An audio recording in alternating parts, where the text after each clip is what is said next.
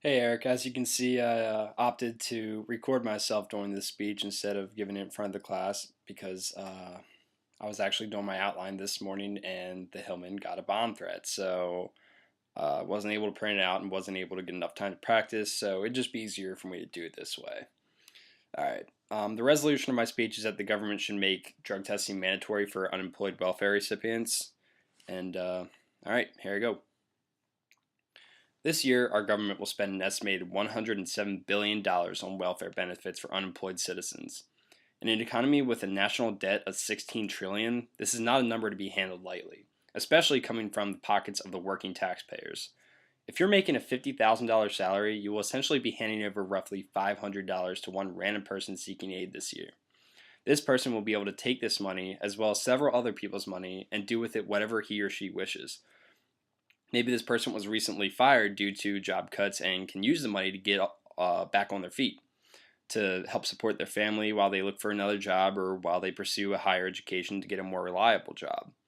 This is the peace of mind that I, as well as many others, want to have when giving away a hefty portion of our own money, our own hard earned money, just as many of us would send money to a charitable cause. But maybe this person will be using the money for things that will prevent them from achieving a better support for themselves, things that may have been the reason they lost their job in the first place, things such as drugs and alcohol. We'd be funding these people's addictive and mostly illegal habits and actually doing them more harm than good. This is exactly why the government should make drug testing for welfare recipients mandatory so we can have the peace of mind that we are giving our money to somebody who will use it to better their lives or at least be able to keep themselves and their families sheltered with food and necessary living supplies. This is a topic that has been coming to light in politics and public news and has also been generating much criticism and debate. One of the bigger issues is that it would cost the government and the taxpayers much more money to implement drug testing to approximately 3.4 million U.S. citizens while also funding drug and alcohol rehab programs to send people detected using drugs. But before even breaking down an estimated percentage of the welfare people using drugs, we got to consider the fact that the money would the money that would be going to the people who are found using drugs would now be going to rehab. So the state wouldn't be losing money, it would be breaking even. But then there's the drug testing. Everybody gets drug tested and that's going to cost money. So that's when we come back to the point of rehab.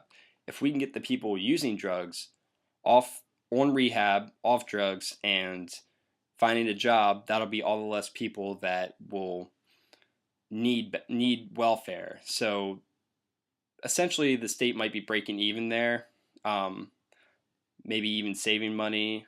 Uh, but say that we don't live in a perfect world and the rehab doesn't work completely, and it might be getting people off drugs, but it's not saving the state money. Another, possibly more simple solution for the cost of drug testing would be to have people applying for the aid pay for it themselves. Now, this seems almost contradictory to the purpose of welfare. Why have people pay for these drug tests when they don't have enough money in the first place? Well, with that, the state can reimburse these people when they pay if they pass. The people who fail will not be reimbursed and they will not receive benefits, maybe for a year or however much the state wants to do it.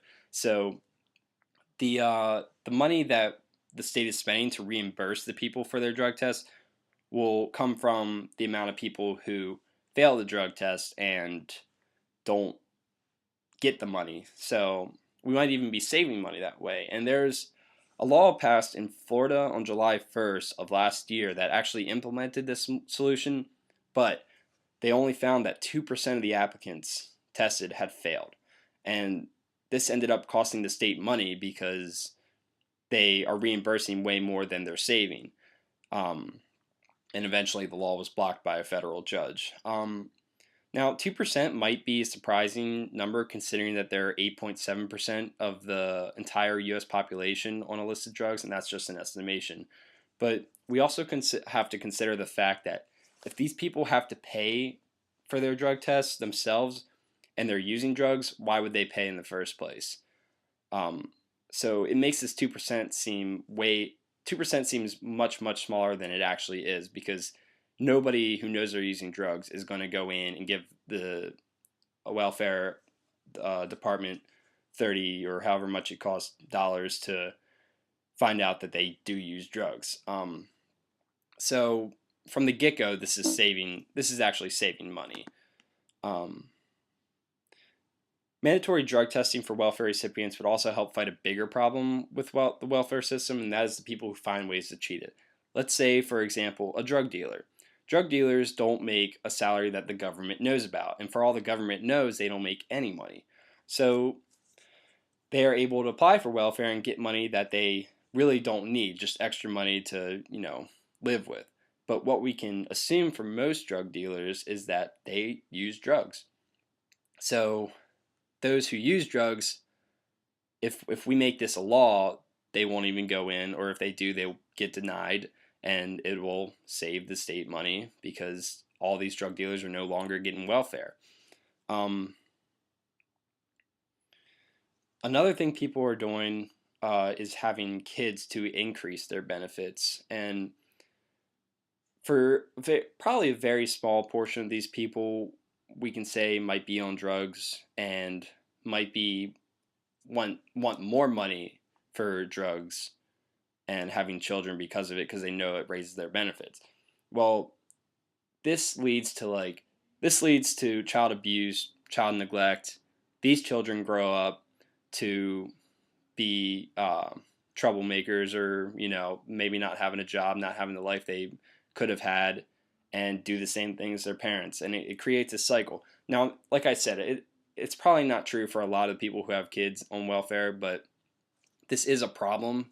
It happens, and it can be stopped with drug testing, just for the people who use drugs. But so if there are so many benefits to this resolution, why hasn't every state implemented it?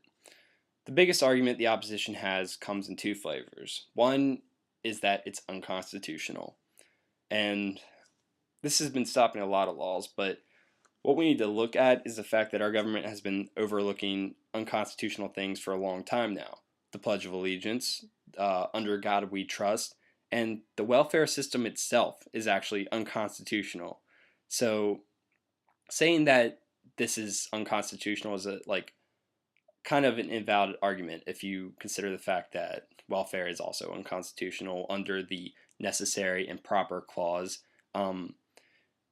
Even many presidents have agreed to this. So even like Jefferson himself said that the Constitution allows for means that are necessary, not which are merely convenient. And if we think of it that way, drug testing is necessary and not convenient, whereas welfare itself is convenient and not completely necessary, as it's the government giving money to people who ask for it as a charitable cause. But that's a completely different topic. You could argue about that all day.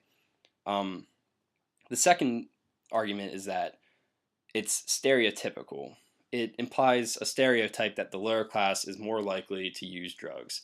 And many people argue, why not test the population at large, the people receiving scholarships and state contracts? Well, it seems like a valid argument, but they don't look at the broader picture. First of all, this is a law that would benefit the lower class, not stereotype them. It takes the people, since we know that there aren't people using drugs in the lower class, it'll help them. We know it'll help them, and it'll root out all these people who are just getting money to buy drugs. So any logical person who applies for welfare shouldn't have a problem with taking drug tests. And like I said, because it'll only help them. It'll only give them more money if these other people aren't getting the money. So there are just too many people out there abusing the welfare system for mandatory drug testing not to become a law.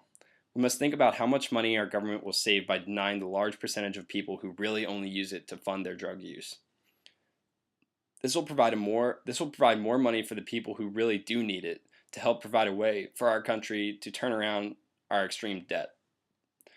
Drug testing for welfare can also have a hand in slightly decreasing the magnitude of other big problems in the US, such as drug use as a whole, drug dealing, unemployment, job cuts, or child abuse. We as the taxpayers deserve to know our money is going to be used for its intended purpose of helping families become independent and self sufficient. If drug testing is made mandatory for people asking for additional aid from welfare, we can have that peace of mind that our money is going to a place where it can actually be used for a good cause. Thank you.